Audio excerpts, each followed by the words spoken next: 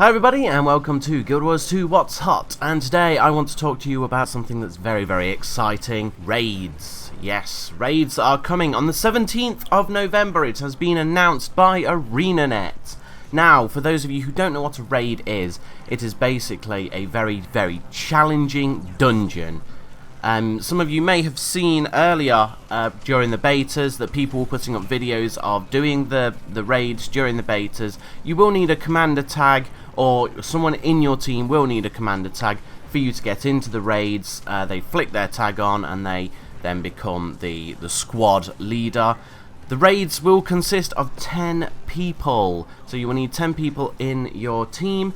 And it will be very varied, it will be very difficult. You will need to sort of prep for the raid. It's really challenging content. As you can see on the screen now, this is what I did during the beta. I'm just repeating some of that footage for you, so I apologise for repeating footage. No one likes that. But anyway, I have to say I was quite surprised when I heard that they were only releasing the first wing of the raid initially. So we're only going to be getting up to the first, where the pillars are, and you kill the 3 enemies and then the final boss, and I think that's kind of where it's going to end. I'm not sure whether Arenanet are going to allow us to progress any further, so that's quite an interesting one for me, but who knows, they may let us go further. This is just what I've picked up from the news article itself. Along with this release, they're going to be releasing the Enhanced Squad UI, and those of you who actually played the beta would know what that's all about. But for those of you who don't know, I'll show you on screen now. This is sort of, I mean, it was the buggiest thing you've ever seen in your life, but then what do you expect from a beta?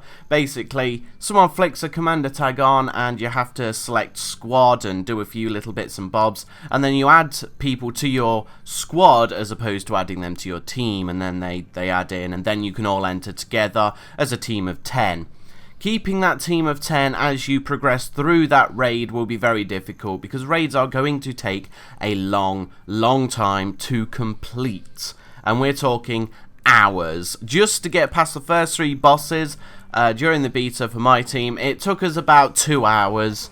Now I imagine it's not going to actually take that long when we actually, know what we're doing. We were just ploughing in and just going for it and just seeing what happens. So I imagine as time goes on, it will get easier for people as the skill level increases and people know what they're doing. They've built themselves and everything. It is going to be a big kick in the balls for a lot of people to know that you will need to change your build for different classes.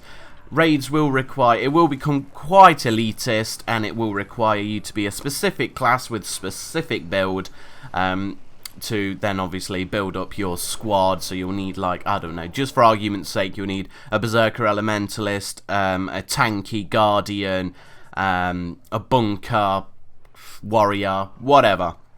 It will require a specific skill set, and I would not be surprised if at some point as we progress further into these raids that you're going to need something like, one team outside waiting, one team inside, and you will have to swap and change members for builds and whatnot. You may have to even, log out into another character, go into the raid with that character who's got a different set of armor, a different build, just to get past a certain part, then quick swap back to your initial character. I reckon there's going to be a lot of that, a hell of a lot of that. So just be prepared to, start leveling up some of your alts and getting them into Ascended Armour. Arenanet have announced and have said that you will need Ascended Armour to complete the raids. Now, does that mean that they're going to be adding in Agony? They said they've not, but I wouldn't be surprised if they actually did put it in at some point. Why else would they put such a high emphasis on fractals and pushing people towards doing fractals? But that's just my 2 pence. Now, the great thing about these raids, which I don't know whether you guys know yet, I'm sure most of you know, because, I mean, who doesn't? Legendary rewards, yes. So we're finally getting risk versus reward as opposed to RNG in this game. Yes, granted, I would imagine that the rewards are still going to be RNG, but I'm hoping that it's going to have, at least some sort of guaranteed drop. You know, so you go in and the rewards will be components for legendary weapons. There will be new legendary weapons, which I'll talk about in just a moment. But the thing that really excites me is Legendary Armour, which will be released, and we can, I reckon we're probably going to have to craft them using the new tier system for the masteries on Legendary, so we will have to craft them up, but we'll be getting components and precursors and stuff from them from raids, which does sound a bit backwards to me, because obviously you go into a raid with Ascended Armour, you'll need to like kind of change up your build as you go along, which with Legendary Armour that would be great. It would be so easy without having to swap characters and, you know, pay out hundreds of gold to put Ascended gear onto your new characters. But no, apparently that's what you've got to do before you get the pleasure of being able to swap your build around within the raid, which is kind of the whole point in the first place. So just going back to the legendary weapons, there will be 3 released with well, on the 17th with all the other raid stuff. And now it's going to be an axe, a pistol and a staff. Now the axe is called Astralaria. Then you've got a pistol, which is called Hope, or H.O.P.E, whatever that stands for, who knows, I have no idea. And then you've got the staff, which is called Nevermore. So they are popped up on your screen for you now. That's kind of what they're going to look like. I'm going to be honest, none of them really interest me that much, but I'm sure, you know, given the fact that you can change up your armor and, you know, to make it suit your weapon, I'm sure people are going to start looking absolutely epic with these weapons. So I'm really looking forward to seeing them in game. Hopefully going to find some chat links where you can link them and people can preview them just to see what, you know, check them out, see what they look like. I've yet to see what the sort of effects are that you get when you're running around. You know, you normally get some sort of footprint or, you know, trail behind you as you go with every other legendary, so looking forward to seeing what they look like. Now just going back into the raids themselves, you've got Ascended Armour and Weapons, which the bosses within the raids will actually drop, and you get to choose what stats you want on them. So that might make things a little bit easier to then build up a second character or an alt to then obviously then swap between within the raid when you're doing it with a team. So that's absolutely fantastic that Arenanet have put that in there, so we're not necessarily going to have to spend lots and lots and lots of gold and time farming and getting this new Ascended Armour. So that's absolutely fantastic that that's gone in there. Also, with these bosses, you will be getting a first-time drop. So for the first time you kill these bosses, you'll actually get a reward of 2 gold and an item called the Compendium of Knowledge. Basically, it's an XP scroll, but it actually works with your masteries. I don't know whether any of you have actually noticed that Tomes of Knowledge and Writs of Experience no longer work within Guild Wars 2.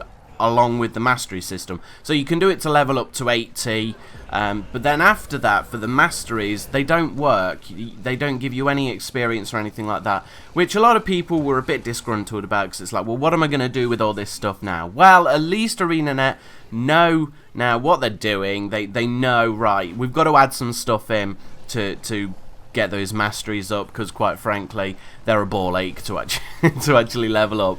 So they've added these in. So for each boss you kill, you will get a Compendium of Knowledge, so you can then boost your mastery system beyond all holy hell, which is fantastic. I'm really looking forward to that, so I can just start, you know, mastering as many of them as I can, so I can actually go through the 4 new maps, and I can actually, you know, glide through ley lines and stuff like that and actually complete them, because I'm yet to do that because I haven't got the masteries, and quite frankly farming the experience for them is just killing me slowly but surely. But the rewards don't end there. No, they don't. The bosses will actually drop things like mini pets and stuff like that as well. They're going to drop all sorts of stuff, which is all actually really good stuff.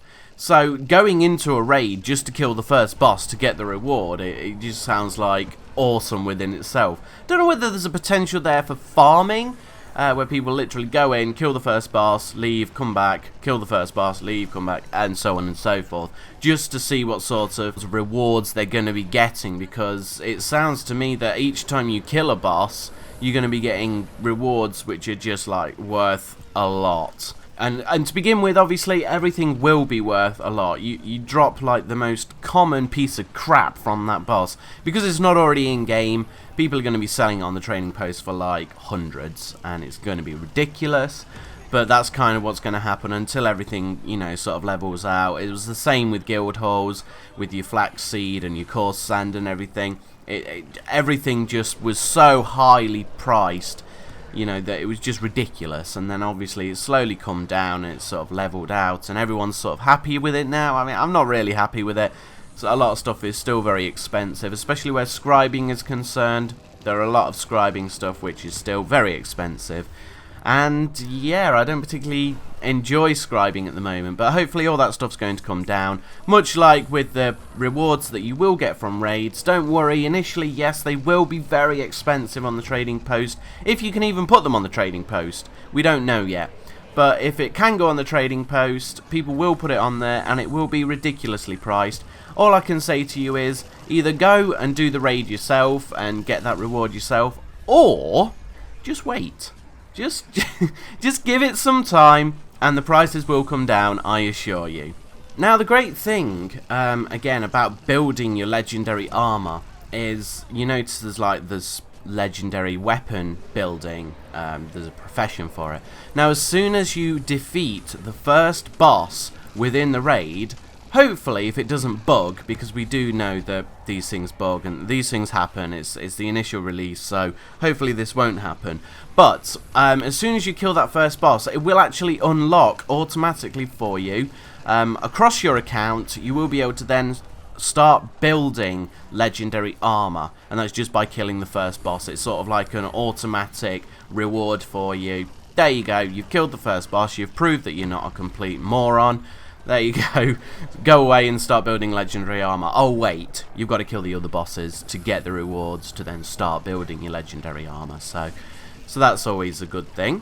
Now, it should be added that obviously a lot of people will want to know how you craft your legendary armor. Now, I imagine on Dolphy there will be some sort of guide that will tell you how to build up your legendary armor. But having said that, I do know that Zoramus will be included. It will be a required thing to actually building legendary armor, so you will have to chuck lots of stuff into the Mystic Forge. Now, I'm not talking about, you know, the Mystic Toilet, where you throw random stuff in and hope to get a precursor out. No, I think it's going to be like set things, like you throw in 4 gifts and you get a certain thing out, you know, like an actual recipe. I don't think it's going to be randomly generated at all, so do not worry about that. But you will need to make up a shed ton of gifts, as you do with any other legendary, and you'll need to put those legendary gifts into the Mystic Forge to then get an output of, I don't know, perhaps a precursor, perhaps another gift, you know. I'm not really sure on how many tiers there are going to be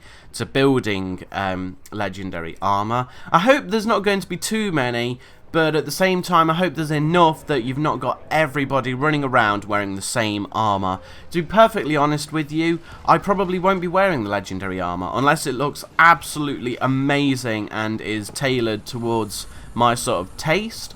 I probably will just transmute it. All I'm after is the stats, not necessarily the look. If it's very shiny and sparkly, then I may think twice. But we're yet to see what the actual armor looks like. So I am quite excited to see what the armor does look like. And as soon as I have seen it and I've got some links, I will actually link them in the comments for you below. Or I may do another video on them just to show you what each race looks like wearing the different weights of armor. So you light, your medium and your heavy. I'll show you those in another video. Probably will be a very short video just to show you, but yeah, as soon as I've got the links, I will link them below for you. The only thing I want to mention is a little bit of a restriction within raids. Personally, I don't think this is really going to cause that much of a problem. Now, it's runes and sigils and potions that you would typically use like in a dungeon, for example. So you've got I don't know, put a potion of dredge slaying, and you've got similar runes and sigils, so you can't go into a dungeon and, you know, do extra damage to dredge as such. They will be disabling them for raids, so just keep that in mind for when you are building. I don't know if there are going to be any other sort of, maybe, I don't know, Eighth Blades or anything like that within these dungeons. So I don't know whether any of those potions will benefit you at all anyway. I'm not sure whether any sigils have been added in for more drum slaying or anything like that. We may find them in there, we may not, I don't know.